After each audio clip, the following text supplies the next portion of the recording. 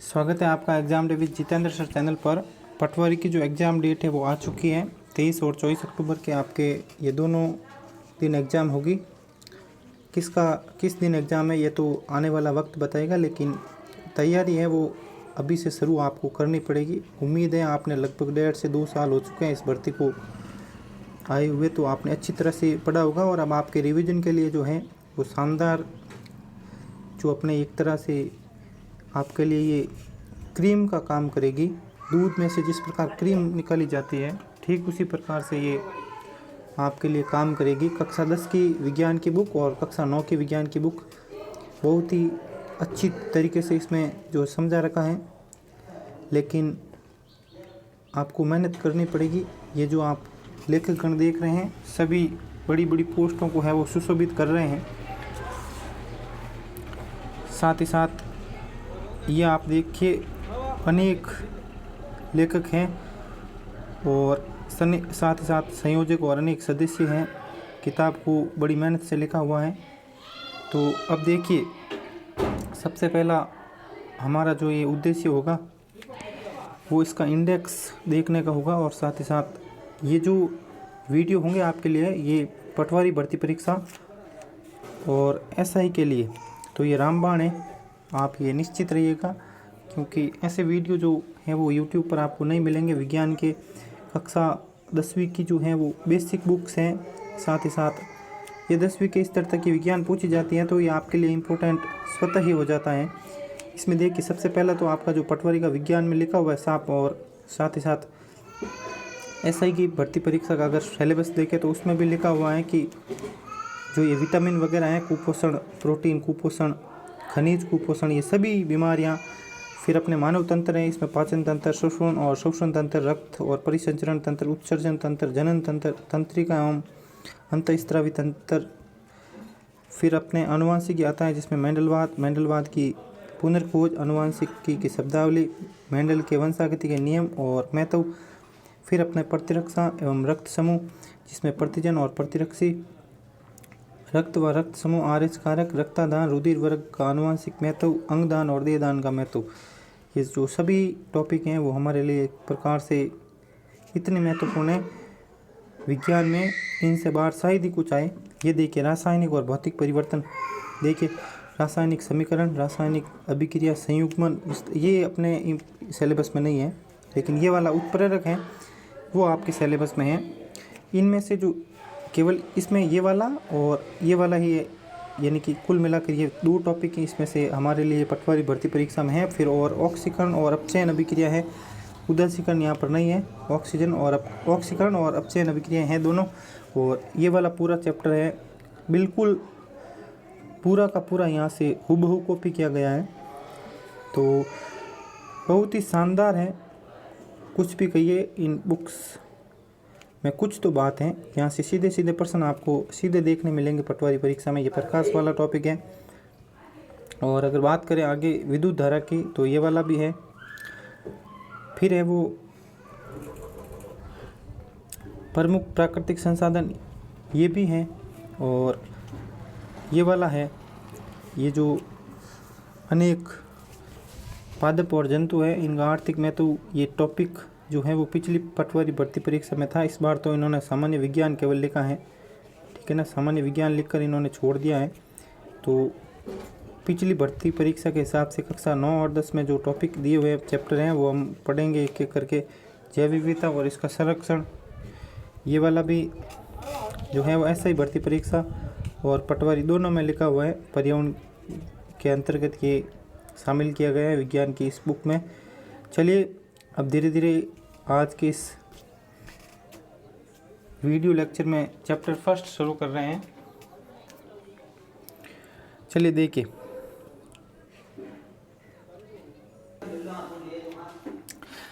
देखिए, अब हम चैप्टर हैं वो शुरू कर रहे हैं। पोषण जीवन का आधार है। पोषण के रूप में जीव अपने वातावरण से विभिन्न पदार्थ प्राप्त करता है। ये पदार्थ पाचन क्रिया के माध्यम से जीव के शरीर का अंग बनकर शरीर की विभिन्न आवश्यकताओं की पूर्ति करते हैं। अच्छे स्वास्थ्य के लिए संतुलित आहार लेने की जरूरत है। संतुलित आहार ये 1 मिनट। हाँ, संतुलित आहार लेने की ज़रूरत है। संतुलित आहार शरीर को मजबूत बनाता है और रोगों से लड़ने के लिए रोग प्रतिरोधक क्षमता को बढ़ाता है।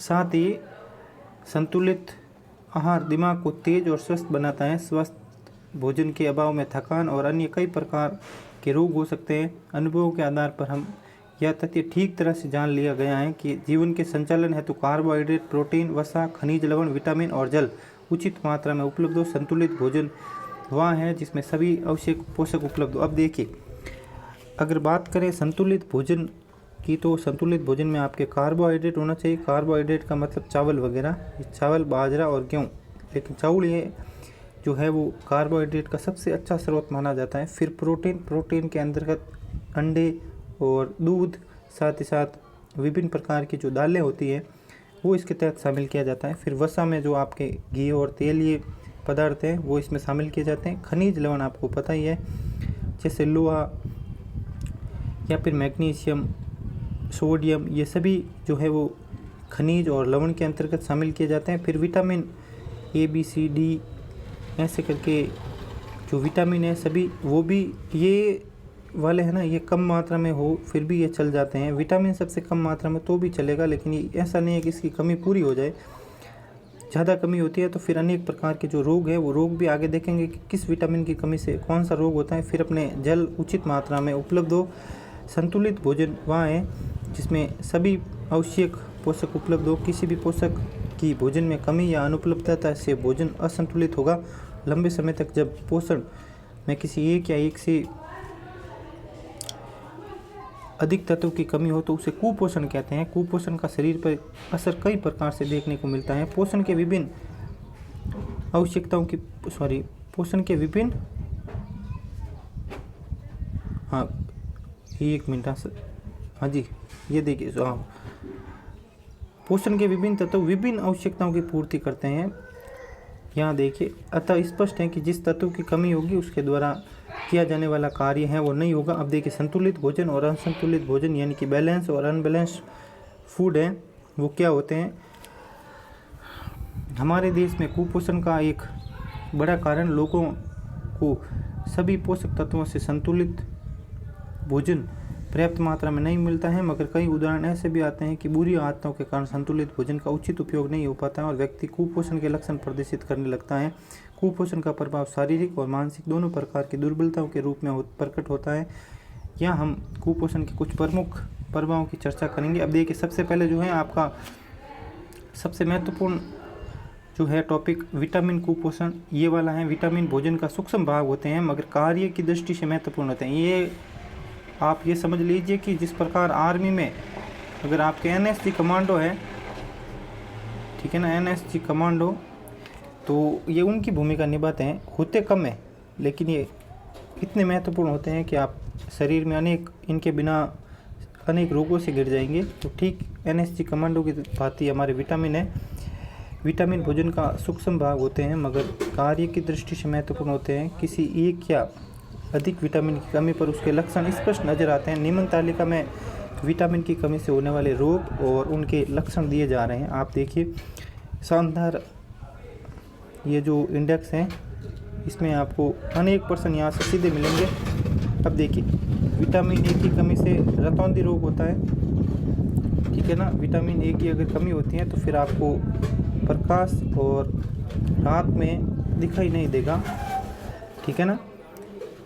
और दूसरा है थायमिन, जिसे विटामिन B12 कहते हैं। ये बेरी रोग का मुख्य कारण है। अगर इसकी कमी हो जाती है थायमिन की तो फिर बेरी रोग होता है जिससे आपके हृदय की धड़कन कम होती है, साथ ही साथ पेशियाँ और तंत्रिकाएँ भी कमज़ोर हो जाती है।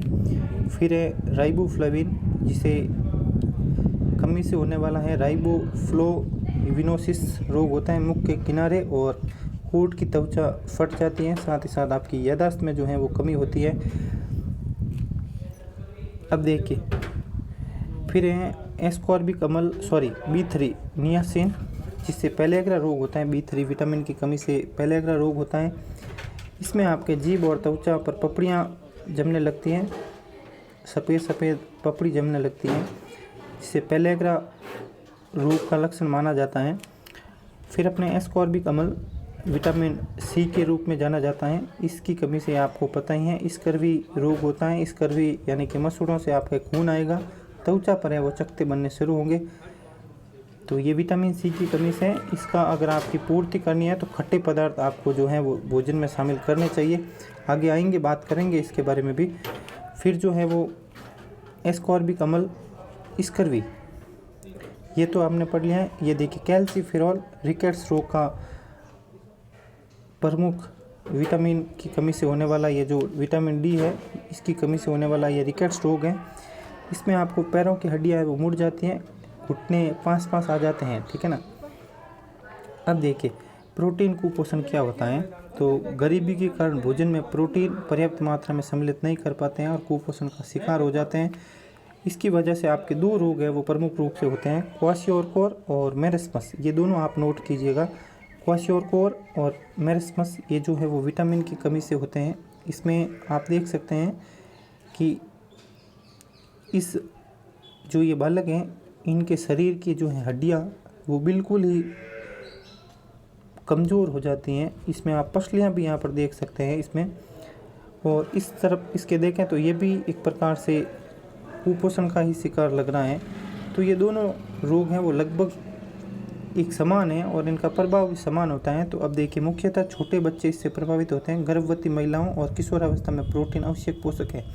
प्रोटीन की कमी से क्वाशियोरकोर रोग हो जाता है। हाँ ये देखिए क्वाशियोरकोर रोग हो जाता है। बच्चे का पेट फूल जाता है और उसे भूख कम लगती है, स्वभाव चिड़चिड़ा हो जाता है, त्वचा पीली शुष्क काली धब्बेदार होकर फटने लगती हैं। जब प्रोटीन के साथ पोषण में पर्याप्त ऊर्जा की कमी होती है तो शरीर सूखकर दुर्बल हो जाता है। आंखें कांतिहीन यानी कि आंखें अंदर की तरफ धंसने के साथ साथ जो है वो चमक है वो मिट जाती है। आंखें जो हमारी एक प्रकार से सफ़ेद और काली हैं उनमें डार्कनेस आने लगती हैं, थोड़ी मतलब धुंधली होने लगती है। इस स्थिति को मेरिस्मस रोग कहते हैं, ठीक है ना। ये दोनों रोग हैं वो प्रोटीन की कमी से होती हैं और ये मुख्यतः जो आपके हैं वो गर्भावस्था में होती है।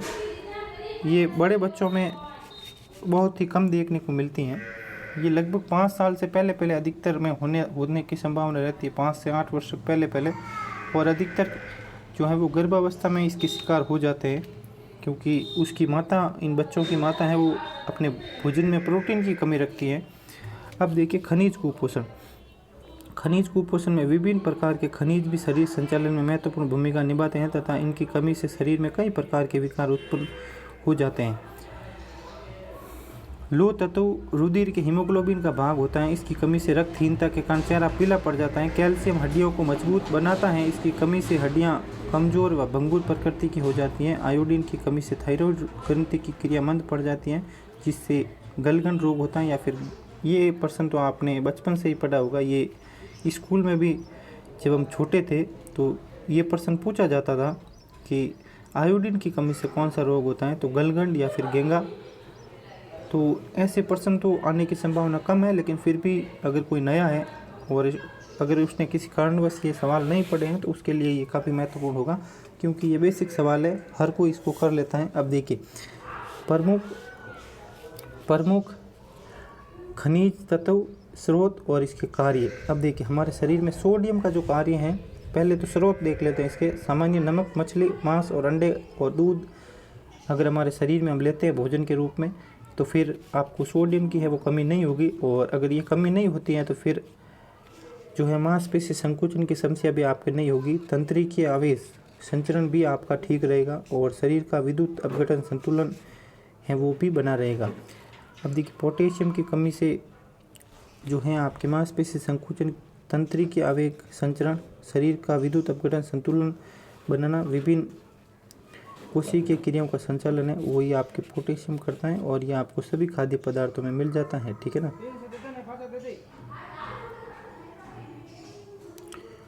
कैल्शियम दूध, अंडे, हरी सब्जियों से आपको मिलता है। ये विटामिन डी के साथ हड्डियों एवं दांतों को मजबूती प्रदान करता है। ये विटामिन डी, ये भी आप ध्यान रखिएगा, ये दांतों को भी जो है वो मजबूती प्रदान करता है। कौन सा?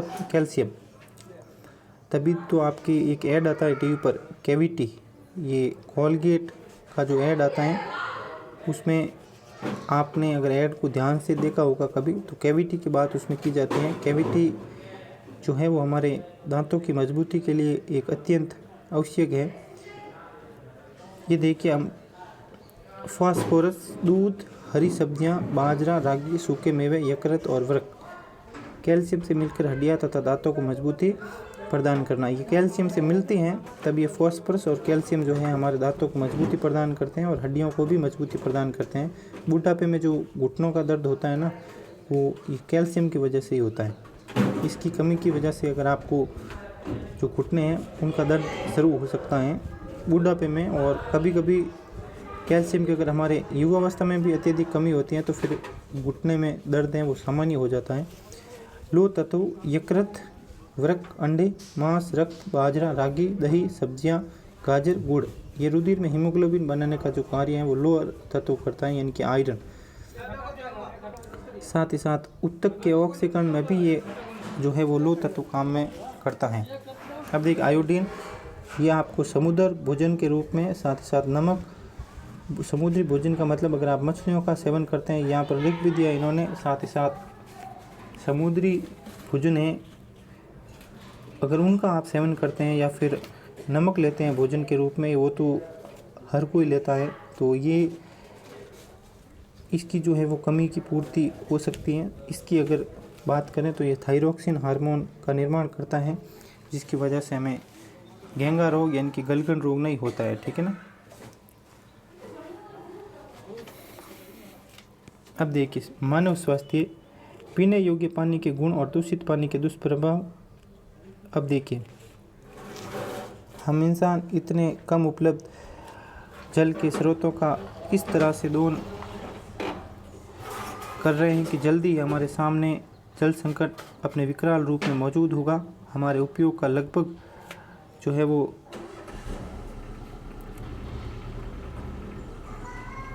सारा जल झीलों या भूमिगत स्रोतों से आता है। हम जल के उपयोग के साथ उसे प्रदूषित भी करते हैं। इस तरह हम द्विधारी तलवार से अपने जीवनदाता पर वार कर रहे हैं।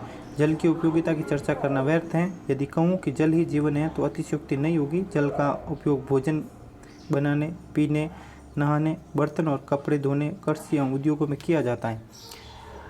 जल पृथ्वी पर पाई जाने वाली एकमात्र ऐसी चीज़ है जो पदार्थ की तीनों अवस्था, ठोस, बर्फ, जिसे ठोस के रूप में अगर बर्फ, तरल के रूप में जल और गैस के रूप में जल वाष्प रूपों में एक साथ प्राकृतिक तौर पर मौजूद है।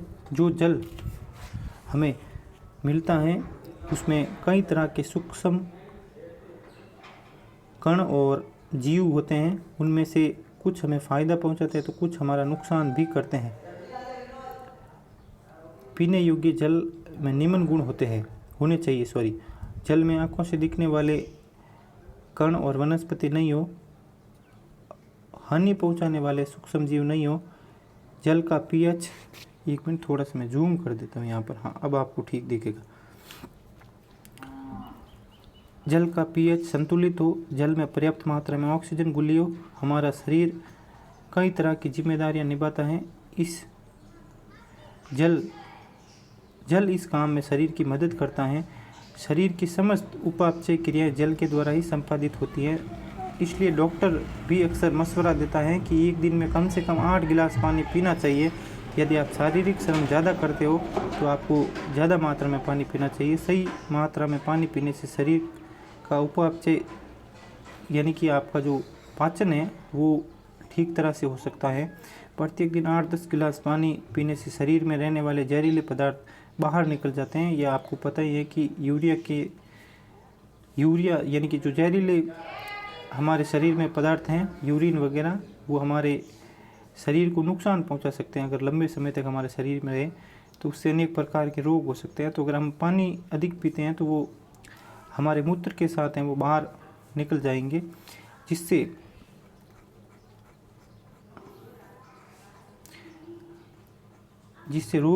शरीर रोग मुक्त रहता है। शरीर में पर्याप्त मात्रा में पानी पीने से शरीर में चुस्ती और ऊर्जा बनी रहती है, थकान का एहसास नहीं होता है। पानी से शरीर में रेशों यानी कि फाइबर की पर्याप्त मात्रा कायम रहती हैं, जिससे शरीर की रोग प्रतिरोधक क्षमता बढ़ती है और बीमारियां होने का खतरा कम रहता है। प्रचुर मात्रा में पानी पीने से शरीर में अनावश्यक चर्बी जमा नहीं होती हैं। उचित मात्रा में पानी पीने से शरीर में किसी प्रकार की एलर्जी होने की आशंका कम हो जाती है। साथ ही फेफड़ों में संक्रमण, अस्थमा और आंत की बीमारियां आदि भी नहीं होती है। नियमित भरपूर पानी पीने से पथरी होने का खतरा भी टला रहता है। पर्याप्त मात्रा में पानी पीने वाले को सर्दी जुकाम जैसे रोग हैं वो नहीं घेरते हैं। दूषित जल के दुष्प्रभाव इस प्रकार हैं। अब देखिए, यदि पानी पीने का पानी है वो दूषित है तो कई बीमारियां चपेट में ले सकती हैं। ये बीमारियां पानी में रहने वाले रोग कारक सूक्ष्म जीवों के कारण होती है जो पानी के साथ शरीर में प्रवेश कर जाते हैं, जिनमें विषाणु, जीवाणु, प्रोटोजोआ, कृमि आदि प्रमुख हैं, जिनकी वजह से जो है आपको ये देखिए हैजा, पेचिस जैसी बीमारियां आसानी किसी का भी शिकार है वो कर सकती है। गंदे पानी से कई प्रकार की संक्रामक बीमारियां फैलती हैं। गंदे पानी से वायरल संक्रमण भी हो सकता है। वायरल संक्रमण के कारण हेपेटाइटिस, फ्लू, कोलेरा और टाइफाइड और पीलिया जैसी खतरनाक बीमारियां होती है। बाला या नारू रोग एक समय राजस्थान में गंभीर समस्या थी। ये वाला इंपॉर्टेंट है, ये देखिए आप, बाला या नारू रोग एक समय राजस्थान में गंभीर समस्या थी। इसका रोगजनक है वो ड्रैकनकुलस मेडिनेंसिस नामक कृमि है। इसकी मादा कृमि अपने अंडे सदैव परपोषी मनुष्य के शरीर के बाहर जल में देती हैं। ऐसे संदूषित जल के उपयोग से यह रोग दूसरे लोगों में भी फैल सकता है। ऐसे संदूषित जल के उपयोग से यह रोग दूसरे लोगों में भी फैल जाता है। नारू उन्मूलन कार्यक्रम के प्रयासों से सन 2000 के पश्चात इसका कोई रोगी नहीं पाया गया, परंतु फिर भी इस रोग के पुनः उद्भवन को रोकने और जल जनित रोगों से बचाव हेतु पानी को छानकर, उबालकर एवं ठंडा कर पीना चाहिए। नदी, तालाब इत्यादि में नहाना और कपड़े धोना पर रोक लगानी चाहिए और समय समय पर इनकी सफाई होनी चाहिए, क्योंकि स्वच्छ जल है तो स्वस्थ कल है। अब देखिए, मोटापा यानी कि ओबेसिटी। मोटापा वो स्थिति होती है जब अत्यधिक शारीरिक वसा शरीर पर इस सीमा तक एकत्रित हो जाती है कि वह स्वास्थ्य पर हानिकारक प्रभाव डालने लगती है। यह संभावित आयु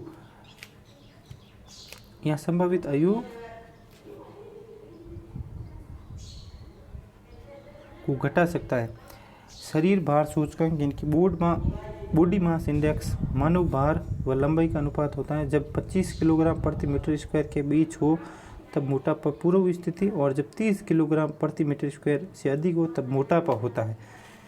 तो ये देखिए, ये वाला फैक्ट है वो आपके लिए काफ़ी इंपॉर्टेंट है। 25 किलोग्राम मीटर स्क्वायर से लगाकर 30 किलोग्राम प्रति मीटर स्क्वायर के बीच में जो है हमारे शरीर का जो मानव का भार है वो होना चाहिए, और लंबाई का भी यही रेशियो रहना चाहिए। ठीक है ना, आप इसमें देख सकते हैं ये और ये दोनों ही एक प्रकार से मोटापे के संकेत है। अब देखिए आगे चलिए। मोटापा बहुत सी रोगों से जुड़ा है, जैसे हृदय रोग, मधुमेह, निद्राकालीन श्वास समस्या यानी कि खर्राटे लेना, ये भी मोटापे का उदाहरण है। आपने इसका सबसे अच्छा उदाहरण अगर आपको देखना है तो फिर कुंभकर्ण को ही देख लीजिए। कुंभकर्ण सबसे सर्वाधिक हमारे जो बचपन के नींद लेने वाला एक प्रकार से राजा थे तो कुंभकर्ण थे। रामायण जब भी देखते थे तो अगर कुंभकर्ण आता तो हम सब जब बचपन में इनको देखते थे तो बड़े खुश होते थे। इसके पीछे इनके खर्राटे और इनके जो शरीर था वही था। तो ये एक प्रकार से जो कुंभकर्ण थे वो मोटापे के शिकार थे। इनमें जो है वो वसा की मात्रा अधिक हो चुकी थी। कई प्रकार के कैंसर और अस्थि संध्यार्थी मोटापे के कई कारण हो सकते हैं, इनमें प्रमुख हैं। अब देखिए मोटापे का क्या कारण है, ये आपके लिए इम्पोर्टेंट है। मोटापा और शरीर का वजन बढ़ना, शरीर ऊर्जा के सेवन और ऊर्जा के उपयोग के बीच असंतुलन का कारण होता है। अधिक चर्बी युक्त भोजन करना, जंक फूड व कृत्रिम भोजन करना, कम व्यायाम और स्थिर जीवन यापन, शारीरिक क्रियाओं के सही ढंग से नहीं होने पर भी शरीर पर चर्बी जमा होने लगती है। आउटू यानी कि अल्पक्रियता, हाइपोथायराइडिज्म आदि। अब देखिए रक्तचाप, ब्लड प्रेशर, बीपी। रक्त वाहिनियों में बहते रक्त द्वारा वाहिनियों की दीवारों पर डाले गए दबाव को रक्तचाप कहते हैं। धमनियां वह नलिकाएं हैं जो हृदय से रक्त को शरीर के सभी ऊतकों और अंगों तक ले जाती है। किसी व्यक्ति का रक्तचाप सिस्टोलिक डायलोस्टिक रक्तचाप के रूप में अभिव्यक्त किया जाता है। ये पॉइंट काफ़ी इंपॉर्टेंट है। एक तो सिस्टोलिक और डायलोस्टिक रक्तचाप है, उसके रूप में जो ये आपका प्रदर्शित किया जाता है। हृदय का किसी भी व्यक्ति का जो रक्तचाप है बीपी, वो सिस्टोलिक या फिर डायस्टोलिक के रूप में जो है अभिव्यक्त किया जाता है। जैसे 120/80 सिस्टोलिक, अर्थात ऊपर की संख्या धमनियों के दाब को दर्शाती है, जिसमें हृदय की मांसपेशियां संकुचित होकर धमनियों में रक्त को पंप करती हैं। डायस्टोलिक रक्तचाप अर्थात नीचे वाली संख्या धमनियों में उस दाब को दर्शाती है जब संकुचन के बाद हृदय की मांसपेशियां शिथिल हो जाती हैं। तो ये वाली तो अपने धमनियां हैं। धमनियां जो है वो संकुचन के बाद हृदय की मांसपेशियां शिथिल होने की जो प्रक्रिया है उसको दर्शाती हैं, यानी कि 80, और ऊपर वाली है जो 120, वो हृदय की मांसपेशियां संकुचित होकर धमनियों में रक्त को जो पंप करती है उसको दर्शाती है। तो ये भी आपके लिए इम्पोर्टेंट है, ये भी ध्यान रखिएगा कि सामान्य मानव का जो रक्तचाप है वो 120/80 होना चाहिए। अब देखिए, एक सामान्य व्यक्ति का सिस्टोलिक रक्तचाप पारा के 90 और 120 मिलीमीटर के बीच, और डायस्टोलिक रक्तचाप पारा के 60 से 80 मिलीमीटर। अब आपको मैंने पहले ही बता दिया है कि ये लगभग 120 से 80 के बीच में होना चाहिए। तो ये आप याद रखिएगा कि सिस्टोलिक जो रक्तचाप है वो पारा के 90 और 120 मिलीमीटर के बीच में, जबकि डायस्टोलिक रक्तचाप थोड़ा इससे कम हो फिर भी चलेगा, यानी कि 60 से 80 के बीच में होना चाहिए। रक्तचाप को मापने वाले यंत्र को, अब देखिए, रक्तचाप मापी यानी कि स्फाइग्नोमैनोमीटर कहते हैं, ठीक है ना, स्फाइग्नोमैनोमीटर कहते हैं। 1773 में स्टीफन हेल्स ने पहली बार रक्तचाप घोड़ों में मापा। अब देखिए, सबसे पहले जो बीपी है वो घोड़ों में मापी गई थी। 1983 में कापलन ने रक्तचाप को परिभाषित किया था। ये भी ध्यान रखिएगा कि सबसे पहले जो रक्तचाप है उसकी परिभाषा कापलन ने दी थी, और सबसे पहले जो है वो स्टीफन हेल्स ने 1733 में जो घोड़ों में है वो रक्तचाप मापा था, ठीक है ना। ये रक्तचाप मापी का आपके चित्र है, आप देख सकते हैं। इसमें जो ये वाला इंडेक्स है वो आपके रक्तचाप को दर्शाता है, जबकि ये हमारे हाथ पर या फिर जहाँ से रक्तचाप, ये नॉर्मली सामान्यतः हाथ पर ही लगाते हैं ताकि अच्छे से जो है वो सही से बीपी माप सके, ठीक है ना। निम्न रक्तचाप, जब दाब, उसकी धमनियों और नसों में रक्त का प्रवाह कम होने के लक्षण या संकेत दिखाई देते हैं। जब रक्त का प्रवाह काफ़ी कम होता है तो मस्तिष्क, हृदय और गुर्दे जैसी महत्वपूर्ण इंद्रियों में ऑक्सीजन व पौष्टिक आहार नहीं पहुंच पाते हैं, जिससे यह अंग सामान्य रूप से काम नहीं कर पाता है और स्थायी रूप से क्षतिग्रस्त हो सकते हैं, यानी कि डैमेज होने का जो है वो खतरा अधिक रहता है।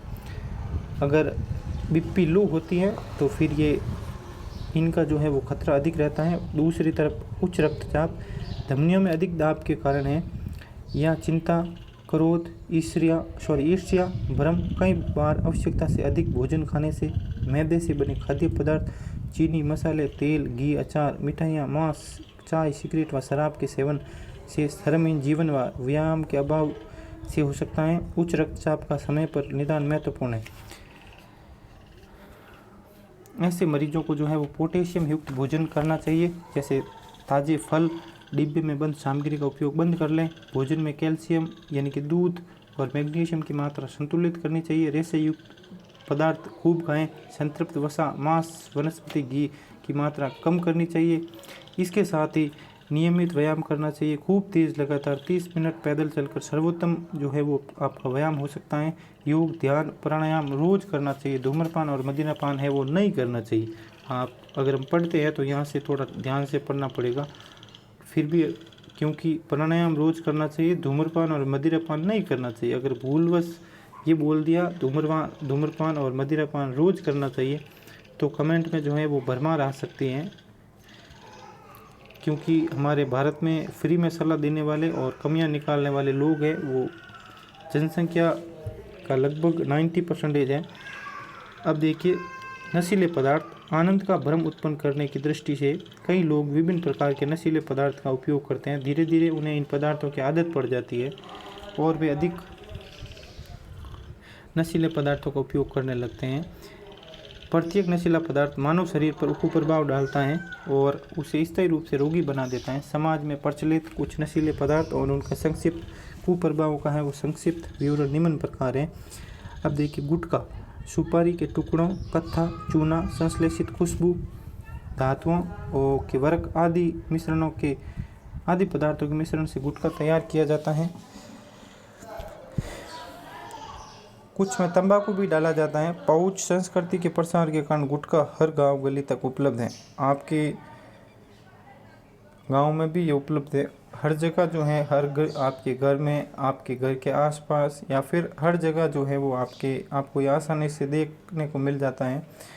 महिलाएं और बच्चे भी इसका प्रयोग है वो खुलकर करने लगे हैं। गुटखे के प्रयोग से आर्थिक हानि के साथ साथ शारीरिक नुकसान भी होता है। जबड़े की मांसपेशियां वो कठोर हो जाने से जबड़ा ठीक से खुलता नहीं है। ऐसा सब म्यूकस फाइब्रोसिस रोग के कारण होता है। यानी कि अगर आप ज़्यादा गुटखा खाते हैं तो जो रोग होता है, हड्डियाँ नहीं, मुंह ठीक से नहीं खुल पाता है, तो उसके पीछे जो है वो सब म्यूकस फाइब्रोसिस रोग है वो हो जाता है। संश्लेषित पदार्थों में से कई कैंसरजन होने की संभावना भी रहती है। तो अब जो है वो नेक्स्ट टॉपिक तंबाकू आता है, लेकिन तंबाकू को हम अगले वीडियो में देखेंगे क्योंकि फिर वीडियो है वो काफ़ी बड़ा होने की संभावना है। तो तंबाकू पर हम लाकर ये रोक रहे हैं वीडियो को। फिर भी आपको ये वीडियो कैसा लगा ज़रूर बताइए। अगर कोई आपको डाउट है तो फिर आप निश्चित रूप से पूछिए। तो मिलते हैं नेक्स्ट वीडियो में, तब तक के लिए थैंक यू, धन्यवाद।